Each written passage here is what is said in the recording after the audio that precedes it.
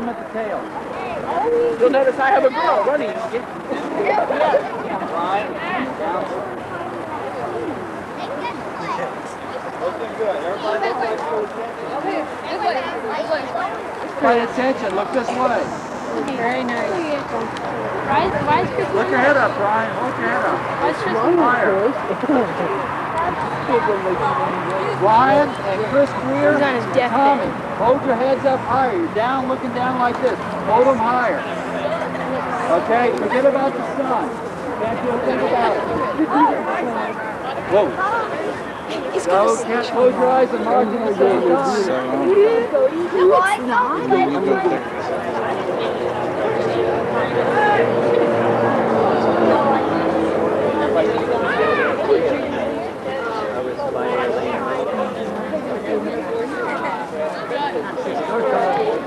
Robbie. From now on. Okay.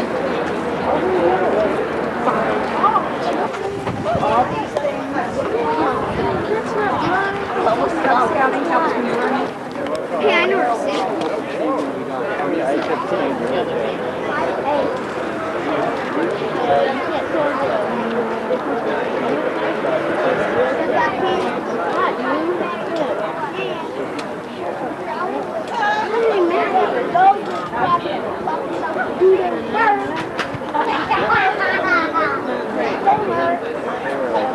Okay, cool.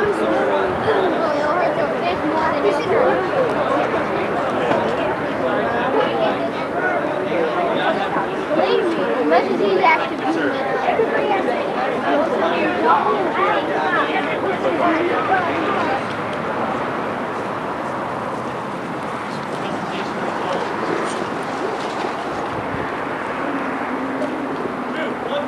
color guard. Present the color.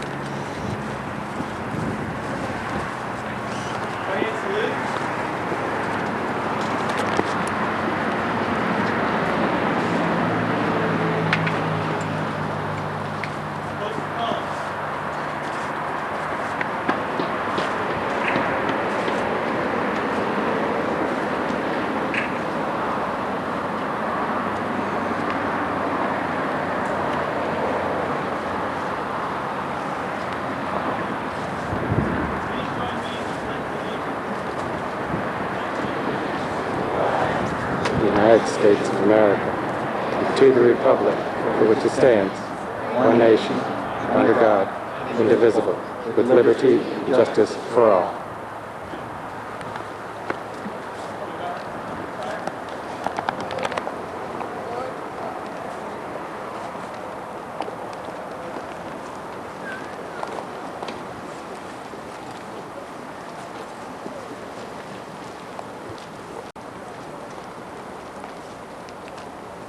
This is our 85th year of scouting in this country.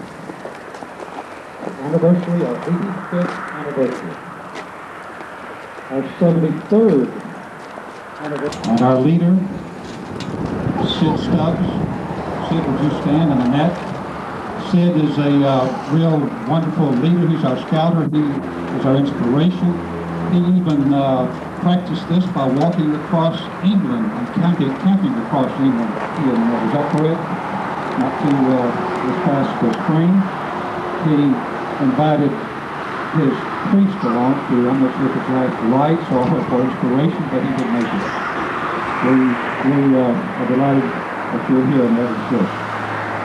Our Vice Presidents, if you would please stand.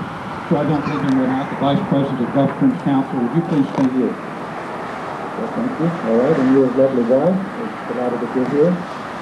Council is one of the 340 councils in the United States, chartered to serve 7 counties in South Florida with a quality scouting program and serves over 18,000 youths.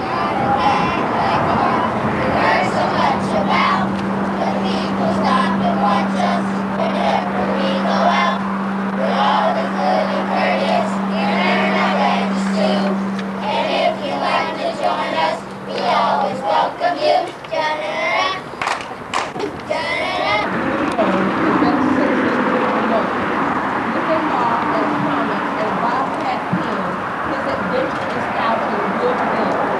trial is long, but filled with fun to be enjoyed by everyone. Let his motto be, from who can we tell, is glory dressed in blue and gold, may lead our nation when we are old. So guide him wisely so he'll believe it's right to build, to serve, achieve. See friend, a real friend of scouting, Dr. Friend.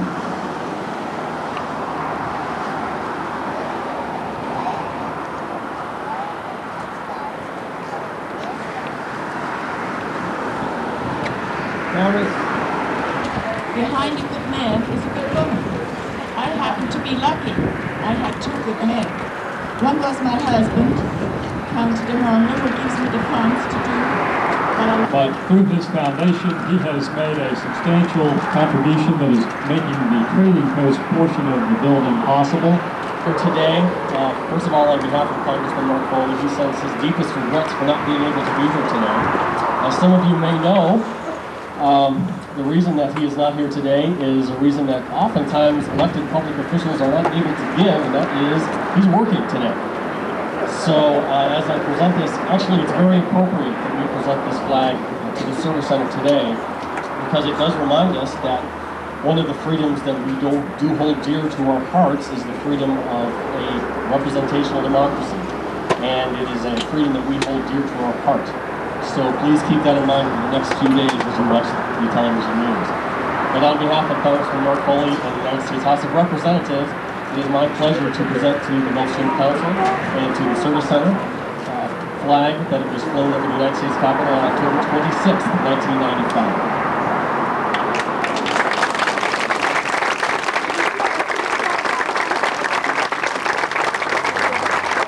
Thank you very much, Ed. Please thank Congressman Mark Foley. He is a true friend of scouting. Troop 740, Jupiter. What is a flag? Have you ever stopped to think what a flag is made of? Today, now let us add some blue, taken from the sky above and the water that surrounds our country. The blue represents the life-supporting elements that sustain our very existence. Blue sky and blue water, protecting scouts and the nation's future. The stars that shine in the eyes of a scout as it succeeds in the accomplishment of goals, achieving in the scouting program.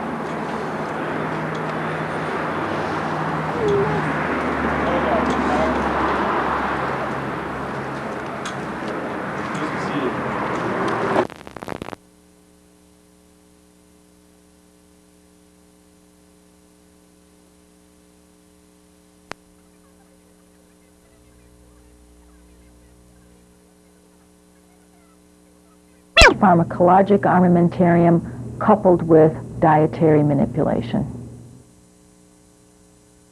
We turn now to a case of fulminant colitis, reviewed by Dr. Helen Shields, Assistant Professor of Medicine, Harvard Medical School, and physician, Beth Israel Hospital, Boston.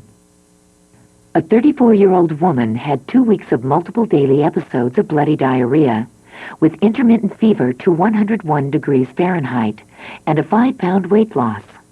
There was no past history of diarrhea and no recent travel or antibiotics. 3 weeks prior to the onset of diarrhea, the patient underwent a non-diagnostic laparoscopy for infertility. She had been on the antidepressant imipramine, 125 milligrams at bedtime, for 6 years. Her sister had colitis, diagnosed by colonoscopy. On exam, the patient had mild tenderness in all 4 quadrants. She adamantly refused the sigmoidoscopy. Now, Dr. Helen Shields. The key clinical issues that this case brings up are how can the primary care physician readily and promptly diagnose fulminant ulcerative colitis and distinguish it from infectious colitis? Second, how can the physician accurately define fulminant colitis from moderately severe or even mild ulcerative colitis? Third, how does the physician initiate prompt corticosteroid therapy? How does he or she recognize what the possible precipitating factors might have been? And finally, when does the primary care physician decide that it's really up to the surgeon now to intervene and do a colectomy on a patient with fulminant ulcerative colitis? The initial approach to the patient with bloody diarrhea should primarily try to distinguish infectious causes of bloody diarrhea from idiopathic ulcerative colitis. There are several factors in this patient's history which lead one to suspect that the ultimate diagnosis may in fact be idiopathic ulcerative colitis. Those are her family history, a sister having a colitis diagnosed by colonoscopy, and the fact that on further questioning of the patient, there had been an indication months earlier of some bloody diarrhea. The important thing in her now is to distinguish whether or not she has an infection, perhaps precipitating fulminant ulcerative colitis, or does she just have an infection per se. Infectious causes that most of us think of very readily in this type of situation are Salmonella, Shigella, Campylobacter, and amoebiasis. However, the organisms that are sometimes not asked for and should be thought of in this situation are also such organisms as Yersinia enterocolitica, Aeromonas, Plesiomonas, and CMV. Finally, C. difficile toxin should always be thought of in a patient with a raging colitis. In the patient with bloody diarrhea, I prefer a small period of observation, 24 to 48 hours, until the lab has been able to come back with its review of the patient's stool cultures and toxin results. Some doctors, however, would begin the patient on broad-spectrum antibiotics during that period of observation, and that may be fine on an individual case basis. Alternatively, some physicians would begin sulfasalazine, 5-ASA compounds, or corticosteroids if they're convinced that the patient has idiopathic ulcerative colitis. I would remind you that corticosteroids should not be begun until amoebiasis has been ruled out with a proper parasite examination of the stool. The patient's physician chose to put the patient on ciprofloxacin, 500 milligrams twice a day for 1 week. At the end of that time, her cultures had all come back negative, but the patient had not improved on the antibiotic therapy. He chose to order a sigmoidoscopy and a barium enema. The sigmoidoscopy results were dramatic. The patient had a completely ulcerated mucosa up to 20 centimeters. Marked friability was noted, as well as a mucopurulent exudate. The barium enema showed findings that were compatible with both idiopathic ulcerative colitis as well as infectious causes of bloody diarrhea. Specifically, there was a fine granular appearance to the entire colonic mucosa, compatible with diffuse ulcerations. In addition, there were